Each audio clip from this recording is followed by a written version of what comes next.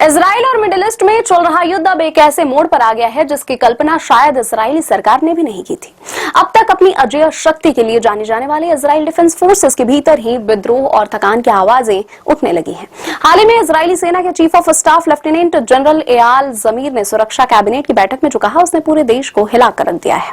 उन्होंने सीधे शब्दों में चेतावनी दी कि अगर हालात नहीं सुधरे तो दुनिया की सबसे आधुनिक सेनाओं में से एक इजरायली सेना खुद में ही ढह सकती है। जनरल जमीर ने कैबिनेट के सामने 10 बड़े संकटों का जिक्र किया, जिसमें सैनिकों की भारी कमी, कानूनी ढांचा ढहना, रिजर्विस्टों की थकान, मानसिक और शारीरिक थकान जैसे बड़े मुद्दे शामिल थे। लेफ्टिनेंट जनरल एयाल जमीर का कहना है कि बिना नए कानूनों के जल्द आईडीएफ अपने नियमित मिशनों के लिए तैयार नहीं रहेगी और हमारा रिजर्व सिस्टम पूरी तरह से टूट जाएगा। इजरायली सेना की रीढ़ उसके रिजर्व सैनिक होते हैं। युद्ध शुरू होने के बाद इनकी स्थिति दयनीय हो गई है, जिसमें सैनिकों की बार बार तैनाती, आर्थिक मार और पारिवारिक संकट जैसे मुद्दे शामिल है। सैनिकों का कहना है कि हम बाहर तो लड़ ही रहे हैं, लेकिन असली लड़ाई घर के भीतर लड़नी पड़ रही है।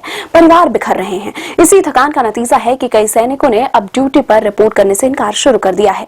सेना में सैनिकों की कमी का एक बड़ा कारण राजनीतिक भी है। इजराइल में अल्ट्रा ऑर्थोडॉक्स समुदाय को सैन्य सेवा से छूट मिली हुई है। जहां आम इजरायली अपनी जान जोखिम में डाल रहे हैं, वहीं एक बड़े वर्ग को छूट मिलने से समाज और सेना में भारी असंतोष है। इजराइल के विपक्ष नेता का कहना है कि यह छूट देश की सुरक्षा के बजाय राजनीतिक हितों के लिए दी जा रही है।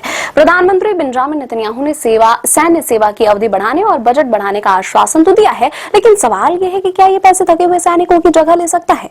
इजराइल इस समय एक ऐसे दोराहे पर खड़ा है जहां उसे अपनी सैन्य रणनीति और आंतरिक सामाजिक नीतियों पर फिर से विचार करना होगा। अगर 10 चेतावनियों को नजरअंदाज किया गया तो इजराइल की सुरक्षा के लिए खतरा बाहरी दुश्मनों से ज्यादा आंतरिक सिस्टम कॉम्प्लेक्स हो सकता है।